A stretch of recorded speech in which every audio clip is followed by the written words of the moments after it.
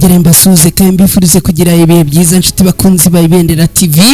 Uyu munsi turi kwa mbere tariki 9 Werurwe muri uyu mwaka w'ibihumbi 2026. Reka nizere ko mukomeje kumererwa neza no kugira ibihe byiza. Twinjiye makuru rero agiye kwitsa no kwibanda mu burasirazuba bwa Repubulika Iharanira Demokarasi ya Kongo, nubwo turaza kunyuzamo tukanyura n'ahandi.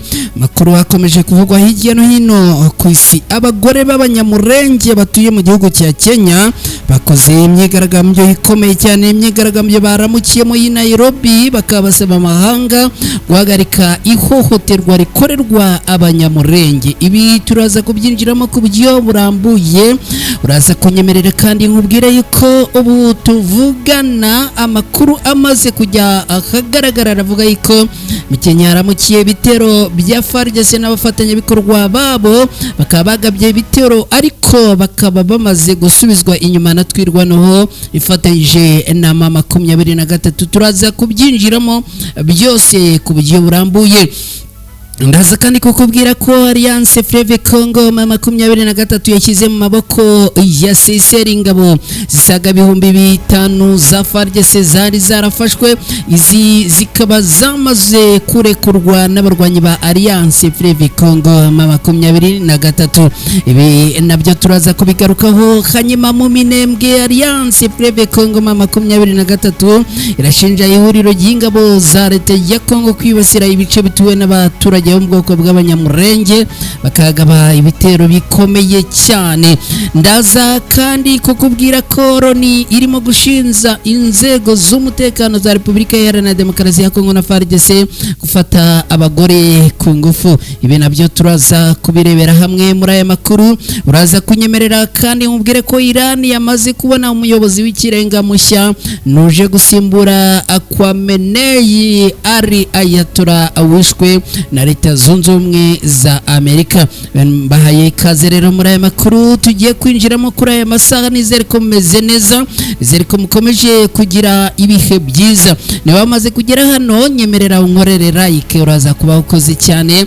Niba ari bwo bwa mbere ugeze hano kandi unyemerere unkorere subscribe, kandi mu gihe ukora subscribe wibuke no gukora kuri ako kantu kameze nk'inzogera ni signe dora notification kugira ngo ubutaha amakuru ku Ibendera TV ajye akugeraho ruwa mbere udatakaje umwanya wo kujya kuyashakisha. Nshuti bakunzi ba Ibendera TV rero ni munyemerere ibintu tubigenze gutya, hanyuma mu kanya gato cyane ngaruke twinjira muri aya makuru ku buryo burambuye.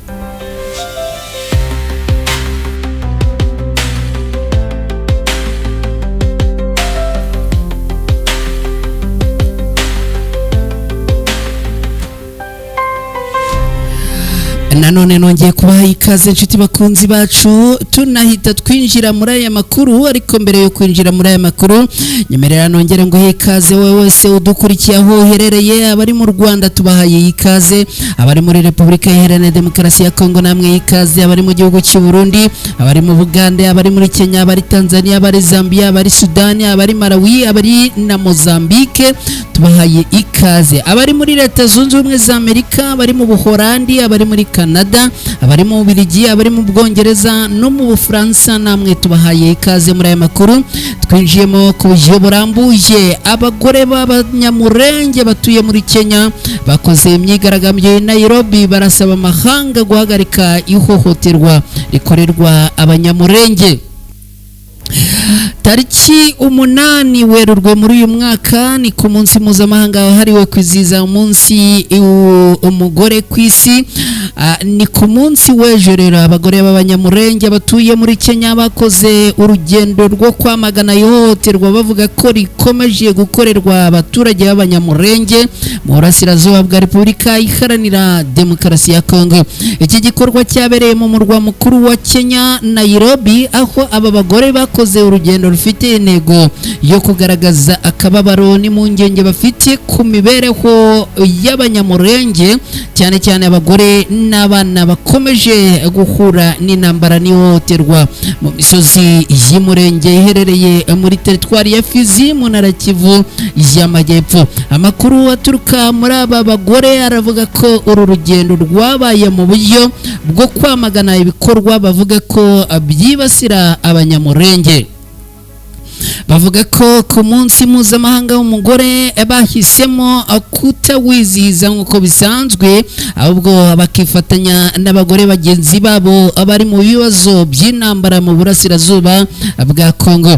Bamwe mu bitabiriye iki gikorwa bagaragaje ko mu gihe abandi bagore ku isi bishimiraga ibyagezweho mu burenganzira bwabo, bo bahisemo kuwukoresha batanga ubutumwa busaba amahanga kwita ku bibazo bavuga ko bibangamiye abanyamurenge mu burasirazuba bwa Repubulika Iharanira Demokarasi ya Kongo.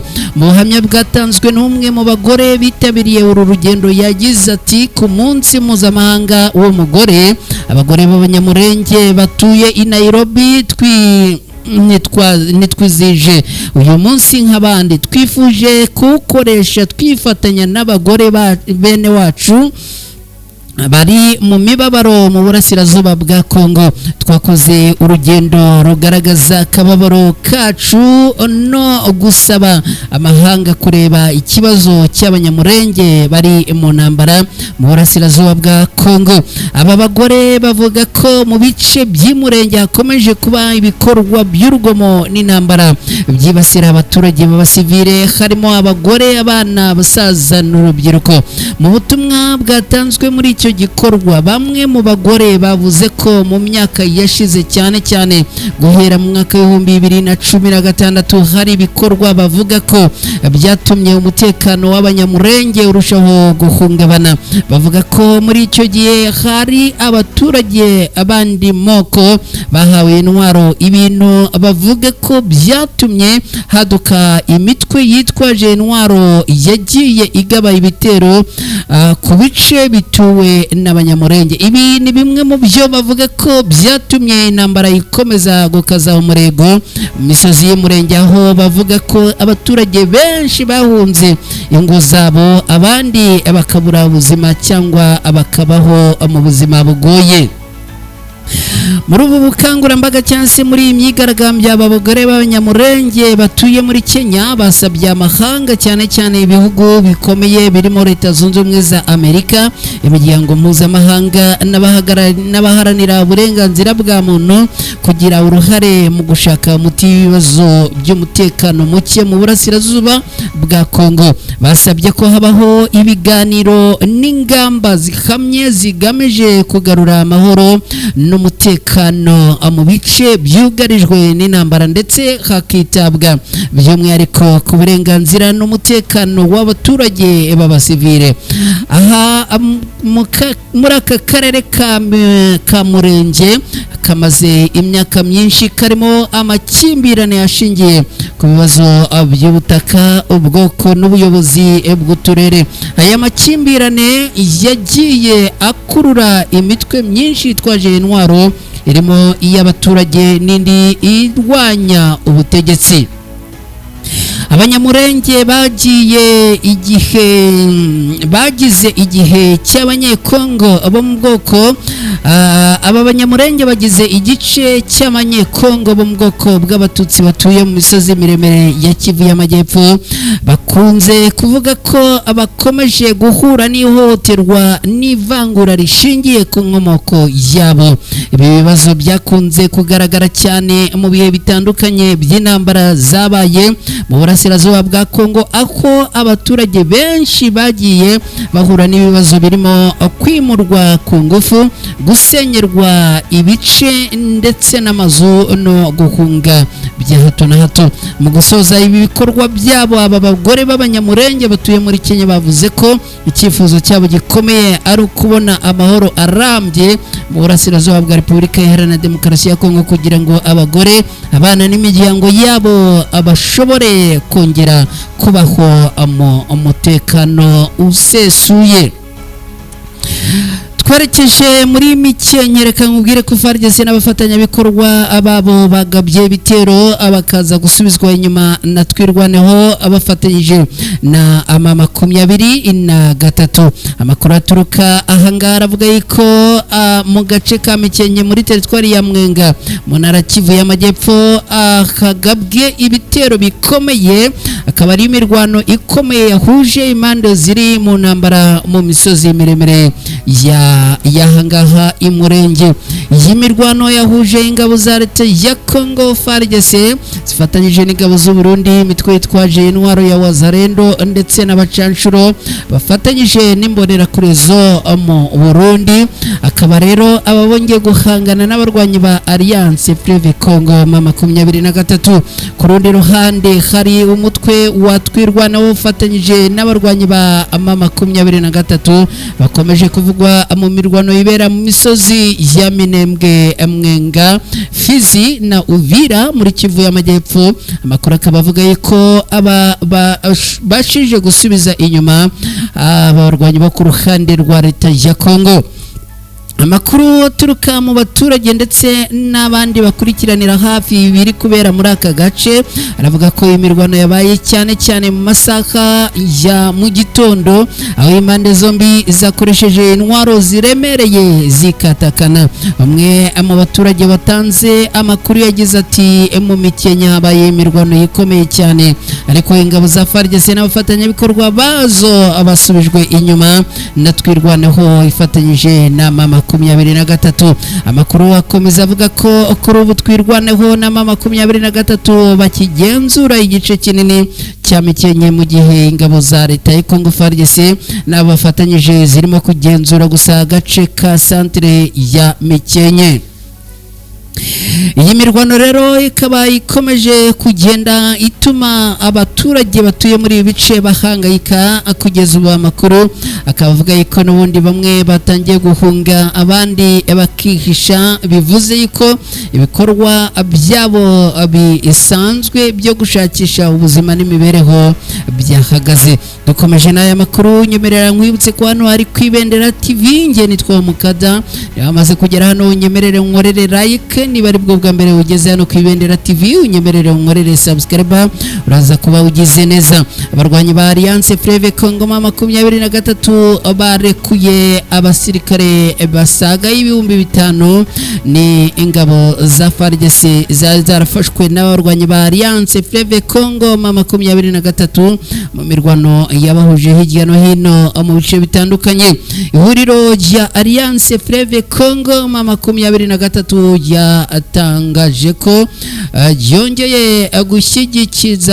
ryongeye gushyikiriza komine mpuzamahanga, ntabwo ari komine ahubwo ni komite mpuzamahanga ya Croix Rouge CICR. Akaba rero abayishyikirije abasirikare barenga ibihumbi 5 mu ngabo za Repubulika Iharanira Demokarasi ya Congo bari barafashwe matekwa mu bice bitandukanye ku rugamba bahanganyemo n'abarwanyi ba Alliance Fleuve Congo M23. Itangazo rya Alliance Fleuve Congo M23 rivuga ko aba basirikare bazasubizwa Kinshasa bigizwemo uruhare na CICR. Umuhango wo gutanga abo basirikare biravugwa ko wabaye ku munsi ku wa mbere tariki 2 Werurwe muri uyu mwaka w'ibihumbi 2026, kabera mu kigo cya gisirikare cya Rumangabo mu ntara ya Kivu y'Amajyaruguru muri Repubulika Iharanira Demokarasi ya Congo. Binyuze muri iki gikorwa, Alliance Fleuve Congo M23 iravuga ko yongeye gushimangira ko yiyemeje kubahiriza ibyo yiyemeje mu rwego rwo kubaka icyizere no kugira uruhare mu kugabanya amakimbirane hakurikijwe amahame y'amategeko mpuzamahanga arengera ikiremwamuntu. Icyakora mu gihe Alliance Fleuve Congo M23 irimo gufata ingamba zifatika zo kugabanya amakimbirane, ubutegetsi bwa Kinshasa ngo bukomeje gutsimbarara, bakaba rero ngo bukomeje kwanga irekurwa y'abagenzi babo kimwe n'abandi bafunze bafashwe mu buryo butemewe n'amategeko kubera gusa isura yabo. Ibi ni bimwe mu bikubiye muri iri itangazo. Rikomeza rigira riti muri icyo gihe Kinshasa ikomeje kurenga ku gahenge no guhagarika imirwano kandi yashoye intambara kuri Alliance Fleuve Congo 23 yibasira abasivile n'umutungo wabo. Mu guhangana n'iki kibazo Alliance Fleuve Congo 23 irasaba abunzi n'abafatanyabikorwa mu gihugu ndetse n'abanyamahanga n'imiryango itabara imbabare cyangwa se ifite aho ihuriye n'uburenganzira bwa muntu gukomeza kutabara ndetse bagasaba cyangwa se bakotsa igitutu leta ya Kinshasa kugira ngo ihagarike imirwano. Yongeye gushimangira ni Alliance Fleuve Congo 23 yongeye gushimangira ko amaraso y'abaturage ba Congo yamenwe na Perezida Tshisekedi atazirengagizwa cyangwa ngo birangire gutyo. Namagambo akomeye cyane. Hanyuma Minembwe ni muri Kivu y'Amajyepfo. Alliance Fleuve Congo 23 irashinja ihuriro ry'ingabo za leta ya Congo kwibasira ibiturage bituwe n'abaturage b'Abanyamurenge. Mu gihe umutekano ukomeje kuzamba mu burasirazuba bwa Repubulika Iharanira Demokarasi ya Congo, ihuriro ry'ingabo zirwana ku ruhande rwa Alliance Fleuve Congo 23 yatangaje ko ingabo ziri ku ruhande rwa leta ya Kinshasa zagabye ibitero bikomeye by'amabombe hifashishijwe drone za kamikazi byibasiye uduce dutuwe cyane two mu misozi ya Minembwe harimo Gakenke, Karingi n'ahandi hahakikije. Mu itangazo ryashyizwe ahagaragara n'iri huriro rya Alliance Fleuve Congo 23 riravuga ko ibi bitero byagabwe ku buryo bukabije ku baturage b'abasivile ndetse n'imitungo yabo, bikaba byaratumye haduka umwuka w'ubwoba n'ihungabana rikomeye mu baturage batuye muri ibi bice. Amakuru aturuka mu baturage baherereye ahangaha aravuga ko ku munsi w'ejo ku cyumweru tariki 8 Werurwe muri uyu mwaka hagana saa 11 n'igice za mu gitondo ibitero bya drone byongeye gukaza umurego cyane cyane mu gace ka Karingi no mu nkengero zako. Ibi bitero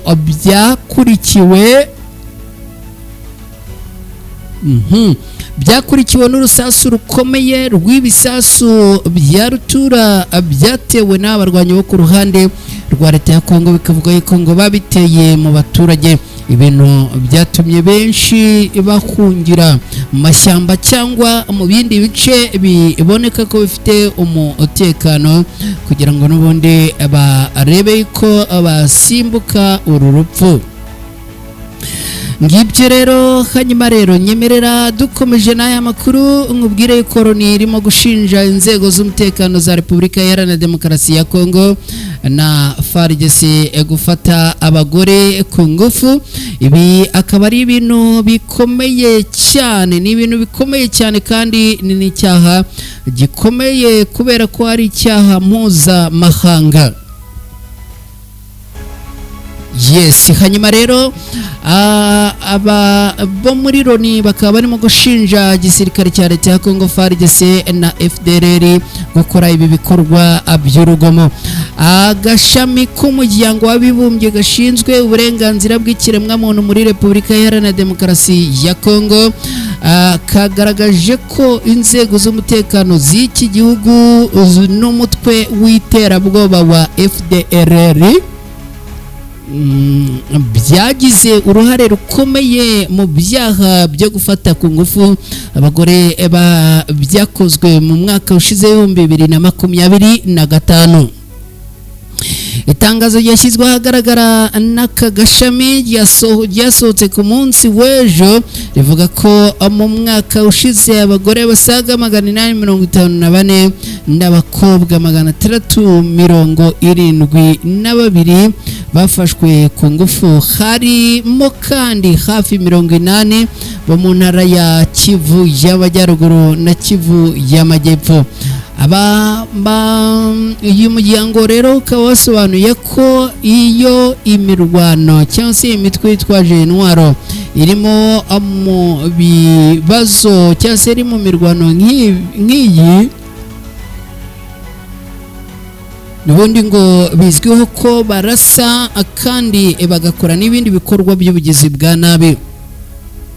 Iyi mitwe yitwaje intwaro rero iyo irimo iyo mu ihuriro ya Wazalendo, Codeco, FDLR na ADF yahariye 75% mu gufata abagore n'abakobwa ku ngufu, kandi ikibabaje kurushaho nuko abo mu nzego za leta zirimo FARDC n'abandi bageze uruhare rwa 19% muri dosiye zabonetse zigatangwaho amakuru.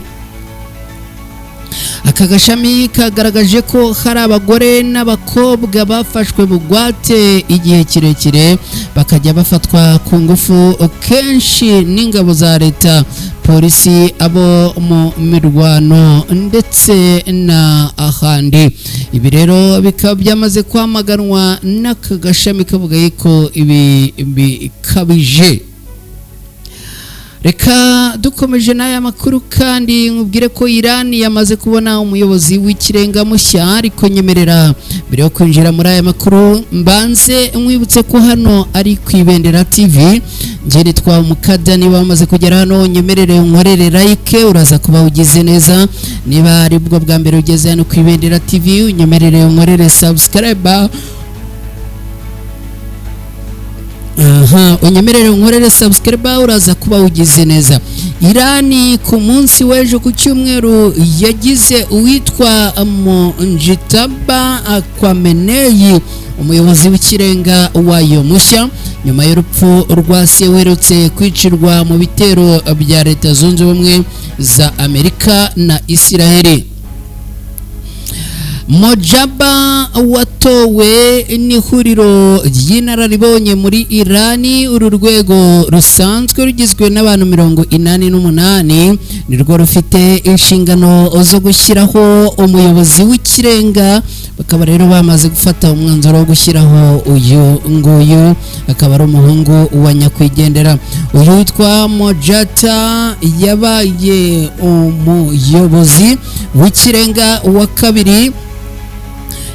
umuyobozi w'ikirenga wa kabiri, ruriya rwego rushyizeho kuva Irani yashingwa.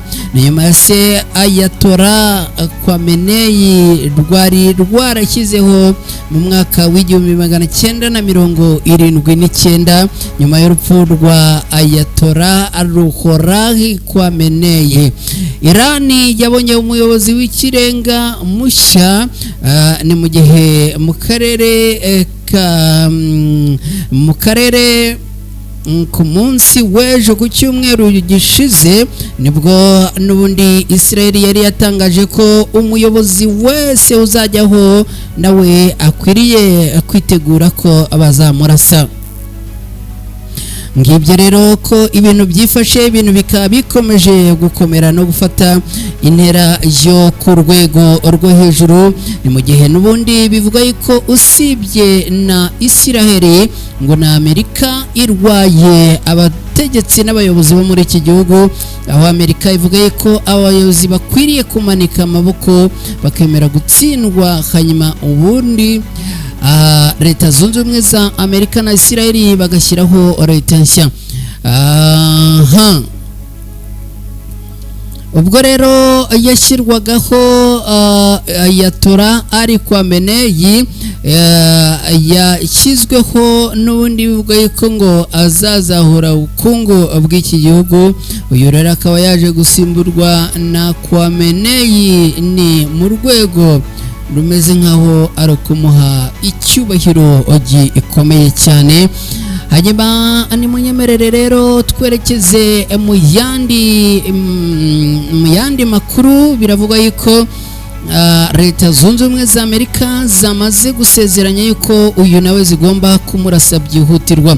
Uyu Mojtaba cyangwa se Mojtaba by'umwihariko anazwe nk'umuntu wegereye cyane ishami ry'ingabo za Iran zishinzwe kurinda impinduramatwara, zisanzwe arizo rwego rwa gisirikare rukomeye kurusha izindi muri kiriya gihugu cya Irani. Nshuti bakunzi bacu hano ku Ibendera TV, ni munyemerere mbashimire cyane, twerekeze ku musozo w'aya makuru. Niba wamaze kugera hano, nyemerera unkorere like, niba ari bwo bwa mbere ugeze hano ku Ibendera TV, unyemerere unkorere subscribe.